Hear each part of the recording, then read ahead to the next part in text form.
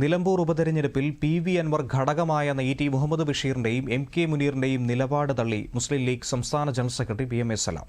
മലപ്പുറത്ത് മുസ്ലിം ലീഗ് സംസ്ഥാന നേതൃയോഗത്തിന് ശേഷം മാധ്യമങ്ങളോട് സംസാരിക്കുകയായിരുന്നു അദ്ദേഹം.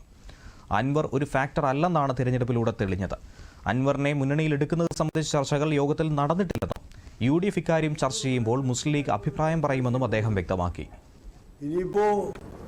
അദ്ദേഹത്തിൻ്റെ മുന്നണി പ്രവേശനമോ പാർട്ടിയുമായി സഹകരിക്കുന്നതിനെക്കുറിച്ചൊന്നും ചർച്ച ചെയ്യേണ്ടുന്ന സമയത്ത് UDFിൽ ചർച്ച വരികയാണെങ്കിൽ പാർട്ടിയുടെ അഭിപ്രായം രേഖപ്പെടുത്താമെന്നതല്ലാതെ അത് സംബന്ധിച്ച പ്രത്യേക ചർച്ച ഈ യോഗത്തിലുണ്ടായിട്ടില്ല. ഇപ്പോൾ തെരഞ്ഞെടുപ്പ് കഴിഞ്ഞല്ലോ, ഇപ്പോൾ എന്ത് ഫാക്ടറാണ് ഉള്ളത്?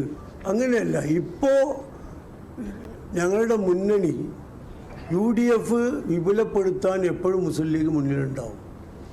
അതിന് അടിത്തറ വിപുലമാക്കണം, കൂടുതൽ ജനകീയ പിന്തുണ ഉണ്ടാക്കണം. അത് എങ്ങനെ, എപ്പോൾ, എവിടെ, ആര് എന്നുള്ള കാര്യങ്ങളൊക്കെ UDF കാലാകാലങ്ങളിൽ യോഗം ചേർന്ന് തീരുമാനിക്കും. ആ യോഗത്തിൽ മുസ്ലിം ലീഗ് പാർട്ടി അതിൻ്റെ അഭിപ്രായം പറയും. അവിടെ UDFിന്റെ പൊതു താൽപര്യത്തിനൊപ്പമാണ് ലീഗിന്റെ താൽപര്യമെന്നും PM സലാം പറഞ്ഞു. അൻവർ ഒരു ഫാക്ടറാണെന്നാണ് തിരഞ്ഞെടുപ്പിലൂടെ തെളിഞ്ഞതെന്നായിരുന്നു ET മുഹമ്മദ് ബഷീർ MPയുടെ പ്രതികരണം. ഒരു സ്വതന്ത്രൻ 19,000 വോട്ടുകൾ തനിച്ച് നേടുന്നത് നിസ്സാരമല്ലെന്ന് മുസ്ലിം ലീഗ് നേതാവ് MK മുനീറും യോഗത്തിനു മുമ്പ് പറഞ്ഞിരുന്നു.